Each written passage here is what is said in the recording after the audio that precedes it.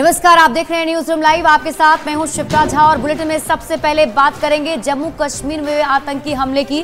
बताया जा रहा है कि जम्मू कश्मीर के गांदरबल में बड़ा आतंकी हमला हुआ जिसमें 7 लोगों की मौत की खबर मिल रही है। जानकारी के मुताबिक जिन 7 लोगों की मौत हुई है उनमें से 3 बिहार के रहने वाले बताए जा रहे हैं। घटना में बिहार के फहीमन अंसारी, हनीफ और कलीम शामिल हैं। घटना के बाद सुरक्षा बलों ने इलाके की घेराबंदी भी शुरू कर दी और सर्च ऑपरेशन के तहत आतंकियों की तलाश भी की जा रही है। साथ ही जम्मू कश्मीर के सीएम उमर अब्दुल्ला ने हमले की निंदा की है। और हम आपको ये लेटर भी दिखा रहे हैं जो आपको खबर बता दें। फिलहाल सुरक्षा बलों की तरफ से सर्च ऑपरेशन चलाया जा रहा है। जानकारी के मुताबिक गांदरबल इलाके में ही कई आतंकी हैं जो छिपे हुए हैं। ऐसे में सुरक्षा बलों ने घेराबंदी की है और जो आतंकी वहां छिपे हुए हैं उन्हें ढूंढने की कोशिश भी की जा रही है और सर्च ऑपरेशन लगातार जारी है। आपको बता दें कि घटना के बाद से सुरक्षा बल इस इलाके में सर्च ऑपरेशन चला रहे हैं और जम्मू कश्मीर के सीएम उमर अब्दुल्ला ने इस हमले की निंदा भी की और अब सभी आतंकियों के खिलाफ सर्च ऑपरेशन चलाया जा रहा है। जानकारी के मुताबिक जम्मू कश्मीर में ये बड़ा आतंकी हमला हुआ और ये 5 तस्वीरें आपके टीवी स्क्रीन पर आपको दिखा रहे हैं। पहली तस्वीर जहां गांदरबल में आतंकी हमला हुआ और उसमें 7 लोगों की मौत की बात कही जा रही है। सर्च ऑपरेशन सुरक्षा बलों की तरफ से लगातार चलाया जा रहा है और घायल जो इसमें हुए हैं कुछ शख्स उन्हें अस्पताल में भर्ती कराया गया है और सुरक्षा बलों को अब खुली छूट भी दे दी गई है। आतंकियों के खिलाफ सर्च ऑपरेशन सुरक्षा बल चला रहे हैं। जो परिवार जिन्होंने ये अपने लोग खोए हैं उनको मैं भगवान से यही दुआ करूं कि भगवान उनको हिम्मत दे, शक्ति दे ताकि वो इस हादसे को बर्दाश्त करें। जो सदमा इनको लगा है इसको बर्दाश्त कर सके। बाकी यह है कि जहां तक ताल्लुक है हालात तो सुधारने पड़ेंगे और सुधरेंगे और टाइम लगेगा थोड़ा, लेकिन जहां तक ताल्लुक है कि जिन लोगों ने ये किया है उनके लिए एलजी साहब ने भी कहा है। और अब आपको बताते हैं कि जम्मू कश्मीर के गांदरबल में जो ये आतंकी घटना घटी है इसके पीछे जो साजिश है वो पड़ोसी देश पाकिस्तान से रची गई है और इसकी जिम्मेदारी भी टीआरएफ गुट ने ले ली है। जानकारी के मुताबिक रविवार को हुए कश्मीर आतंकी हमले में ये बड़ी जानकारी अब सामने आ रही है। पाकिस्तान में बैठा टीआरएफ प्रमुख शेख सज्जाद गुट का है जो कि इस हमले का मास्टरमाइंड बताया जा रहा है। उसी गुट के इशारे पर टीआरएफ का ये लोकल मॉड्यूल सक्रिय हुआ जिसने पहली बार कश्मीरी और गैर कश्मीरी लोगों को एक साथ निशाना बनाया है।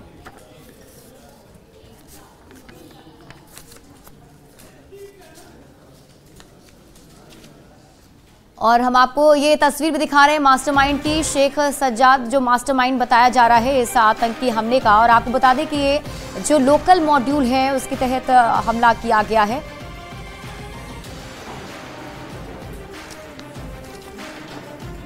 वहीं इस पूरे मामले को लेकर केंद्रीय मंत्री गिरिराज सिंह ने राहुल गांधी और जम्मू कश्मीर के सीएम उमर अब्दुल्ला को निशाने पर लेते हुए उन्होंने कहा कि बहुत दुखद की बात है कि जिस जम्मू कश्मीर में पीएम मोदी ने शांति बहाल करने की कोशिश की वहां फिर से आतंकी हमले हो रहे हैं। आतंकवादियों के समर्थन देने वाली पार्टी की सरकार हो तो ये घटना होना स्वाभाविक है। इनकी जुबान तो खुलेगी नहीं। ये तो गाजा के लिए ट्वीट करेंगे, ये तो बांग्लादेश के हिंदुओं के लिए ट्वीट करते नहीं। उमर अब्दुल्ला मुख्यमंत्री, राहुल गांधी संरक्षक, फारूक अब्दुल्ला डायरेक्टर अब पाकिस्तान से बात करेंगे। दुर्भाग्य है जिस कश्मीर को मोदी जी ने शांति लाया, रोजगार लाया, माहौल लाया, उसको फिर ये फारूक अब्दुल्ला और कांग्रेस की सरकार बिगाड़ेगी। वहीं जम्मू कश्मीर में हुए आतंकी हमले पर केंद्रीय मंत्री चिराग पासवान की तरफ से बयान दिया गया। चिराग पासवान ने भी वहां की सरकार को निशाने पर लेते हुए कहा कि नई सरकार बनने के बाद ही आतंकी हमला हो गया, इसे गंभीरता से लेना होगा। केंद्र सरकार की तो पूरी नजर इस पर बनी हुई है, लेकिन राज्य सरकार को भी देखना होगा। नई सरकार के गठन के तुरंत बाद इस तरीके की घटनाएं वापस से शुरू हुई हैं, ये कहीं ना कहीं सवाल खड़े करती है। मुझे लगता है राज्य सरकार की भी ये जिम्मेदारी है कि इन बातों को गंभीरता से लेते हुए इस बात को सुनिश्चित करें। एक लंबे समय तक जब केंद्र के शासन में वहाँ पर कार्य को देखा जा रहा था, इस तरीके की घटनाओं में पूरी तरीके से रोक लग गई थी। पर पुनः अगर ऐसे हमले हो रहे हैं, ऐसी घटनाएं घट रही हैं, तो ये चिंता की बात है और राज्य सरकार को भी गंभीरता से इसको देखने की जरूरत है।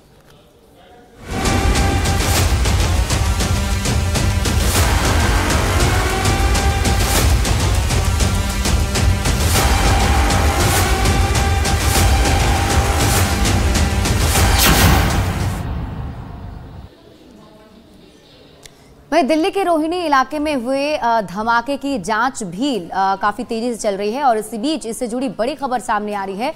बताया जा रहा है कि टेलीग्राम को एक चिट्ठी लिखी गई है, जिसके तहत जो वीडियो टेलीग्राम पर जारी किया गया है, जिस चैनल के जरिए उस चैनल की जिम्मेदारी मांगी जा रही है। पुलिस ने जस्टिस लीग इंडिया चैनल की जानकारी मांगी है। जस्टिस लीग इंडिया चैनल पर ही एक वीडियो डाला गया था। टेलीग्राम चैनल पर ये वीडियो डाला गया है जो रोहिणी इलाके में धमाका हुआ था, उससे जुड़ा ये वीडियो है। टेलीग्राम चैनल पर धमाके की जिम्मेदारी ली गई थी। टेलीग्राम ने अभी तक इस पर कोई जवाब नहीं दिया है। इस पूरे मामले को लेकर जांच तेज की गई है और दिल्ली पुलिस ने टेलीग्राम ऐप को चिट्ठी लिखी है, जिसमें पुलिस ने जस्टिस लीग इंडिया चैनल की जानकारी टेलीग्राम से मांगी है, लेकिन अभी तक टेलीग्राम की तरफ से इस पर कोई जवाब नहीं दिया गया है।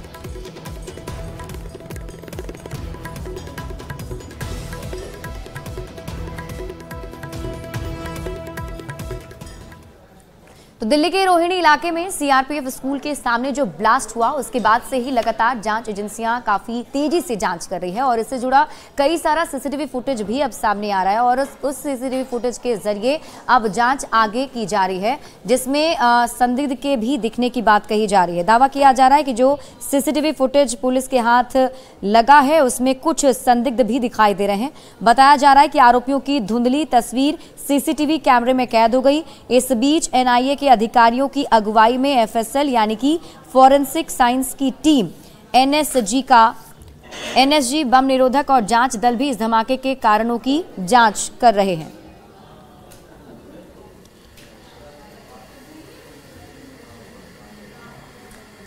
तो जो सीसीटीवी फुटेज सामने आया है उस फुटेज के आधार पर आगे की कार्रवाई की जा रही है, क्योंकि बताया जा रहा है पुलिस के हाथ लगे सीसीटीवी फुटेज में धुंधली तस्वीर जरूर कैद हुई है और ये उसी के आधार पर अब पुलिस की टीम आगे की कार्रवाई में जुटी हुई है।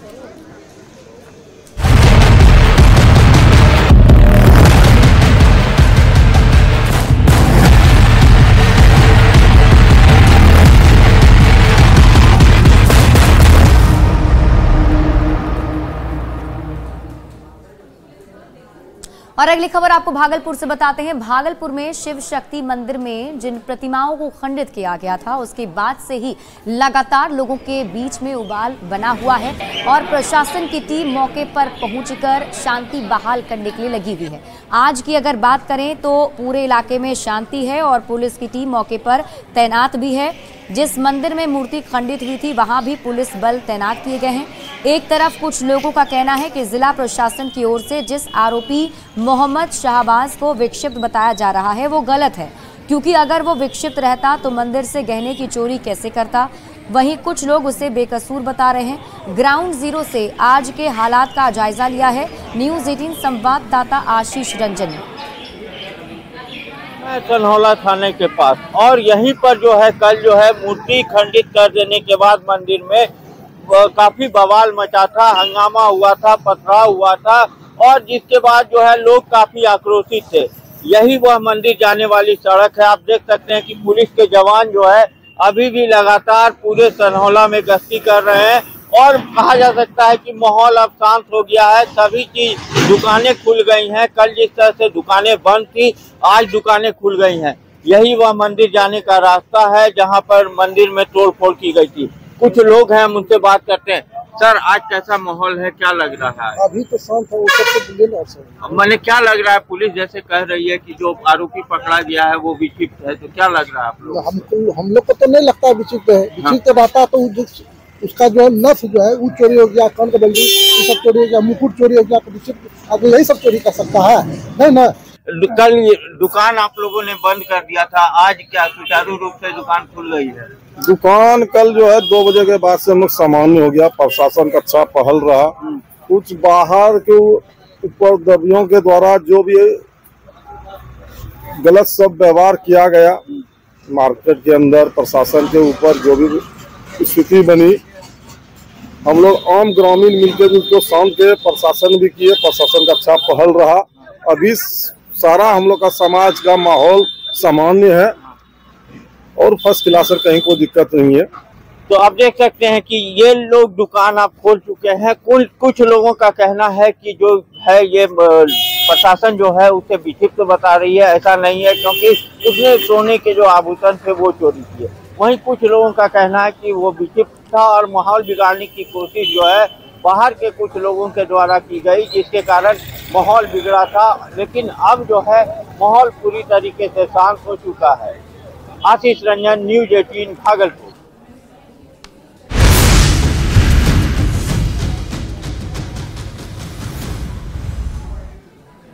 और इस बीच रुक कर लेते हैं बड़ी खबर की ओर। बड़ी खबर आपको रांची से बताएं, जहां इंडी गठबंधन के अंदर सीटों का पेंच फंस गया है। दरअसल आरजेडी सीटों के फॉर्मूले से नाराज है और ऐसे में आरजेडी की तरफ से अल्टीमेटम भी दिया गया है। 12 सीटों से कम पर मानने को तैयार नहीं है आरजेडी। वहीं सीपीआई की तरफ से भी प्रेस कॉन्फ्रेंस आज किया जाना है। दोनों ही दल कुछ बड़ा फैसला आज ले सकते हैं। सीपीआई एमएल भी 6 सीट की मांग कर रहा है। और आपको बता दें कि झारखंड में इंडी गठबंधन में सीटों को लेकर घमासान मचा हुआ है। तो इंडी गठबंधन में जो सीट शेयरिंग का फॉर्मूला तय किया गया, उससे नाराजगी देखी जा रही है। आरजेडी और सीपीआई एमएल की दोनों ही तरफ से आज प्रेस कॉन्फ्रेंस भी किया जाना है, जिसमें माना जा रहा है कि कुछ बड़ा ऐलान दोनों दल कर सकते हैं, क्योंकि आरजेडी ने साफ तौर पर अपनी नाराजगी मीडिया के सामने भी जाहिर की और सीपीआई एमएल भी आज 2 बजे प्रेस कॉन्फ्रेंस करके ऐलान कुछ बड़ा कर सकता है। जहाँ तक बात है, एक पार्टी के अंदर भी बहुत विवाद रहते हैं सीटों पर और सीट के बंटवारे पर। जब अलग अलग पार्टियां हैं तो निश्चित तौर पर बंटवारे के समय दिक्कतें होती हैं और कुछ पार्टियां हैं जिनकी आदत है अपनी ताकत से ज़्यादा मांगने की, और इनमें शायद कांग्रेस पार्टी प्रमुख है। तो हर जगह आप देखेंगे कि उन्हीं के साथ ज़्यादातर दिक्कतें आती हैं। तो उनको भी समझना चाहिए कि अब वो ज़माने गए जब कांग्रेस के नाम पर ही वोट मिलता था। अब वो बिल्कुल दूसरा ज़माना है, गठबंधन को ही वोट मिलता है। इसलिए गठबंधन को गठबंधन रहना चाहिए और एक साथ इन लोगों को चुनाव मिलकर लड़ना चाहिए, चाहे महाराष्ट्र हो चाहे झारखंड हो। और एक और बड़ी खबर आपको बता दें, आरजेडी 1:30 बजे प्रेस कॉन्फ्रेंस करने जा रहा है। दरअसल पहले जो समय था उसके मुताबिक 11 बजे का वक्त बताया जा रहा था जब आरजेडी की तरफ से प्रेस कॉन्फ्रेंस किया जाना था, लेकिन अब इस समय में बदलाव किया गया है और इसकी जानकारी आरजेडी के प्रदेश प्रवक्ता मनोज कुमार ने दी है। सीपीआईएमएल की भी आज प्रेस कॉन्फ्रेंस होने वाली है। दोपहर 2 बजे सीपीआईएमएल के नेता भी पीसी करेंगे और 1:30 बजे आरजेडी की तरफ से प्रेस कॉन्फ्रेंस किया जाएगा।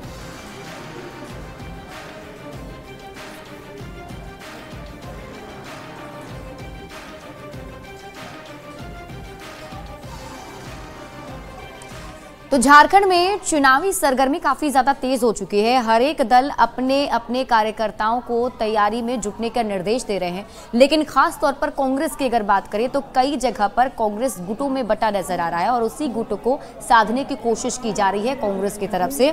और लोहरदगा में जिला कांग्रेस कमेटी में पिछले कुछ दिनों से हो रहे गुटबाजी को लेकर अब सांसद धीरज प्रसाद साहू मैदान में उतर गए हैं। दरअसल जिले में पिछले कुछ दिनों से स्थानीय उम्मीदवार की मांग को लेकर कांग्रेस सांसद सुखदेव भगत और विधायक डॉक्टर रामेश्वर उरांव के बीच जुबानी जंग चल रही थी, जिसको लेकर धीरज प्रसाद साहू ने चिंता जाहिर करते हुए कहा कि पार्टी में हो रहे गुटबाजी से पार्टी को नुकसान होगा। और खास करके मैं नाम नहीं लेना चाहता हूं, यह पार्टी के लिए अच्छा नहीं है और पार्टी इस पर संज्ञान लेगी। और जो बार बार इस तरह का जानबूझ करके लोग जो इस तरह का काम कर रहे हैं, इन पर कार्रवाई होगी और आप निश्चिंत रहिए। और पटना से आपको इस वक्त की बड़ी खबर बता दें, 22 अक्टूबर को चिराग पासवान की पार्टी एलजेपी-आरवी की एक बड़ी बैठक होने वाली है और इस बैठक में चिराग पासवान भी मौजूद रहेंगे। प्रदेश कार्यकारिणी की बैठक में चुनाव पर चर्चा किया जाएगा। पदाधिकारियों के साथ ही चिराग पासवान इसमें चर्चा करने वाले हैं। विधानसभा चुनाव को लेकर रणनीति बनाई जा सकती है। तो बड़ी खबर आपको पटना से बता रहे हैं, 22 अक्टूबर यानी कि कल एलजेपी-आरवी की एक बड़ी बैठक होने वाली है। इस बैठक में चिराग पासवान भी शामिल होंगे। प्रदेश कार्यकारिणी की बैठक में चुनाव पर चर्चा किया जाएगा।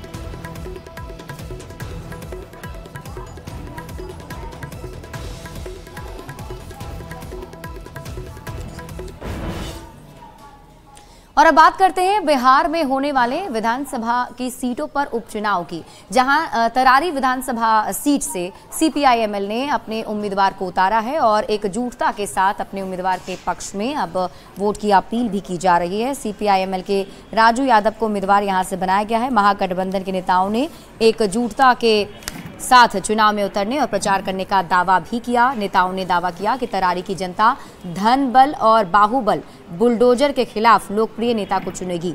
बता दें कि 2019 के लोकसभा चुनाव में वे आरा लोकसभा सीट से महागठबंधन समर्थित सीपीआई-एमएल उम्मीदवार थे और 4,20,000 वोट लाकर उन्होंने बीजेपी उम्मीदवार को काफी कड़ी टक्कर दी थी।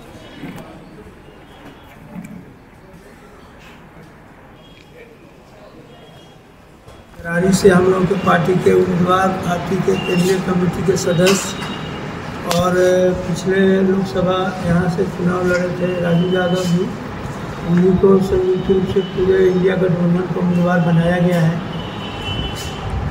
तो हम लोग तो पूरी ताकत से वहाँ चुनाव लड़ेंगे। बिहार में जहरीली शराब से 28 लोग की मौत होने के बाद उत्पाद विभाग की टीम अब लगातार कार्रवाई कर रही है। उन जगहों को चिन्हित किया जा रहा है जहां शराब की खेप छिपा कर रखी गई हो या शराब बनाई जा रही हो। पुलिस की टीम की तरफ से लगातार अवैध शराब भट्टियों को ध्वस्त भी किया जा रहा है। पटना से आई टीम के साथ मिलकर उत्पाद विभाग की ओर से छापेमारी की जा रही है। भगवानपुर में ड्रोन से मिली जानकारी के आधार पर कार्रवाई की गई और चुलाई शराब के साथ ही देसी शराब को भी नष्ट किया गया। देसी शराब के साथ छापेमारी के दौरान एक व्यक्ति को गिरफ्तार किया गया है, जिससे पूछताछ की जा रही है।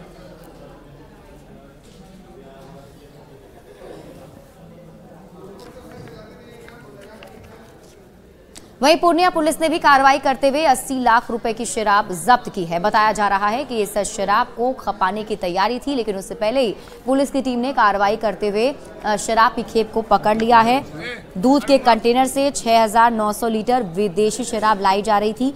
टीम बनाकर जब जांच की गई तो लाल रंग के एक बड़े कंटेनर में 767 कार्टन में रखी विदेशी शराब जब्त की गई है। ट्रक के ड्राइवर और खलासी को गिरफ्तार कर लिया गया।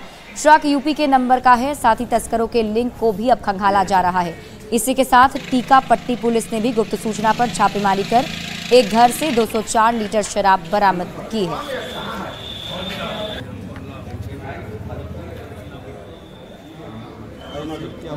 इसके लिए जांच के लिए सदर थाना लाया गया और फिर कंटेनर को जब उसमें था उसको चदरा से काटा गया, उसमें भारी मात्रा में शराब पाई गई। जो ये ट्रक है ये यूपी नंबर से रजिस्टर्ड था। इसमें 2 व्यक्ति गिरफ्तार हुए हैं, जो दोनों ही व्यक्ति यूपी के रहने वाले हैं। इसमें करीब 767 कार्टून बरामद हुआ है, जो करीब 6,894 लीटर शराब का आसपास होता है, जिसकी कीमत आप करीब रख सकते हैं 70 से 80 लाख रुपए के आसपास। और अगली खबर आपको मुजफ्फरपुर से बताते हैं, जहां अपराधियों का तांडव देखने को मिला है। अपराधियों की तरफ से एक सेल्समैन को गोली मार दी गई। बताया जा रहा है कि सेल्समैन अपनी ड्यूटी कंप्लीट करके वापस लौट रहा था और तभी अपराधियों ने लूट करने के उद्देश्य से गोली मार दी। गोली लगने के बाद युवक को स्थानीय लोगों की मदद से SKMCH में भर्ती कराया गया, लेकिन स्थिति गंभीर होने के कारण उसे वहां से रेफर कर दिया गया, जिसके बाद युवक का निजी अस्पताल में इलाज जारी है। ये मुजफ्फरपुर से जा रहा था, घर पर ड्यूटी करके जा रहा था। अच्छा। हाँ, रिलायंस मॉल में काम करता है हमारी फोर, वहीं से लौट रहा था घर के लिए, नाइट शिफ्ट था इसका, वो करके और घर के लिए जा रहा था तो विश्वकर्मा चौक पर इसको पीछे से गोली मार दिया। और अगली खबर आपको सीतामढ़ी से बताते हैं, जहां पर लोग कई दिनों से एक पुल की मांग कर रहे हैं। दरअसल बताया जा रहा है कि जो इलाका है वो बागमती नदी से घिरा हुआ इलाका है। ऐसे में लोगों को आने जाने में काफी परेशानी होती है और नाव का सहारा लेना होता है।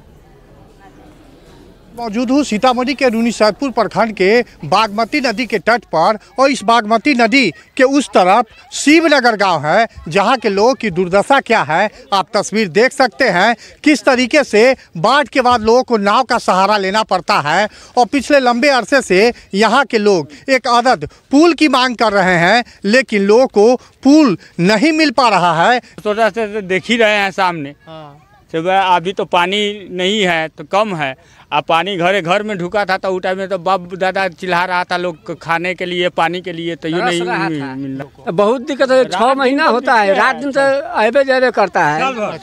हाँ, साल भर के बड़ा दिक्कत होता है, साल भर कह रहे हैं। बच्चा सब बड़ बीमारी होता है तो रात का लाने में बहुत परेशानी होता है, नहीं स्कूल पहुँच पाता है, नहीं कुछ, कम से कम पुल तो बनवा दीजिए। इसमें प्रयास करते हैं कि यहाँ पर किसी तरह सरकार की नज़र हो, यहाँ पुल बने, लेकिन अभी तक इसका कोई सुनवाई नहीं है। हम लोग इसके लिए जनता दरबार में भी गए थे, मुख्यमंत्री से भी मिले थे, उन्होंने आश्वासन दिया था कि उसका जांच होगा, और जांच होता है वहीं रह जाता है। ये से लोगों को काफ़ी परेशानियों का सामना करना पड़ता है। जो बच्चे स्कूल जाते हैं उनको भी नाव का सहारा लेना पड़ता है। तो तस्वीर साफ बयान कर रहा है कि लोग काफ़ी परेशान है। राकेश रंजन, न्यूज़ 18 सीतामढ़ी। और फिलहाल इस बुलेटिन में अभी के लिए बस इतना ही। आप देखते रहिए न्यूज़ 18 बिहार झारखंड।